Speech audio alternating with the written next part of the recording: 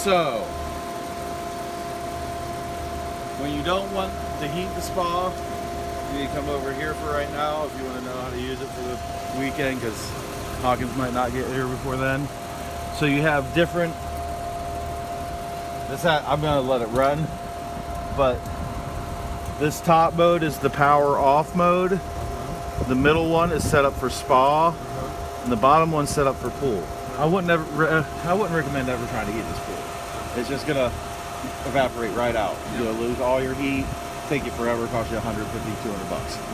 Heat the spa and that's what we're trying to do now. Warm up the pool, but not heat up. Now, when I first kick on a heater, sometimes there's air in the gas line, it bleeds, has to ignite a couple times.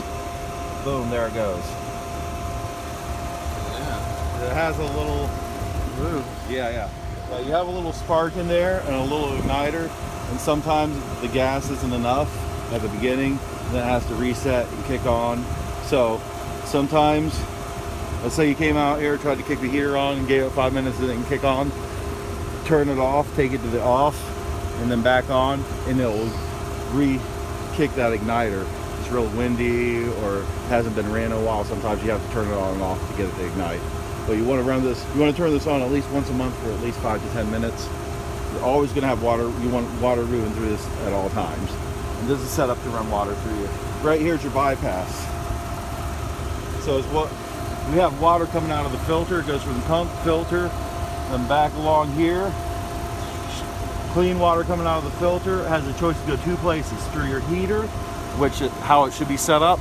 Unless if you guys are doing a major chemical treatment, you can bypass your heater so you're not putting chemicals in here.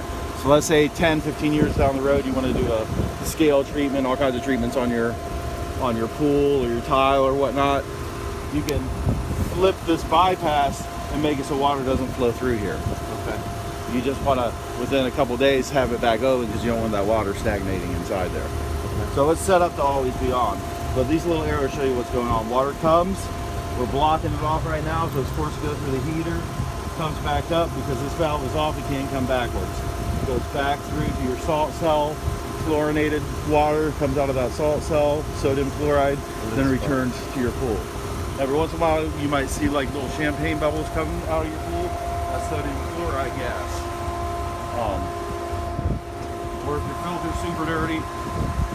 Now, right now, you're returning all this water through the small little jets in your pool. So your pressure on your filter is going to be higher when you're in spa mode. Once you get the heater to the desired, once you get the temperature up in the spa, it'll probably take 15-20 minutes. Actually 104, it might take a little longer than that. Once you get it up, if you hit, it'll be valve 3 on this one. Nope, it's not valve 3, never mind. Go to more, auxiliary 1. You hear this running? Also, this is an air compressor. And it's jetting out water or air through your jet lines over here. Now, if I'm jetting that water through those lines, when I first start heating it, it's going to take forever to heat. So I don't want to hit that auxiliary 1 until I get the desired temp in here. Now you got more therapeutic action with the jets. So this, if you feel the pressure, you got a lot of pressure now.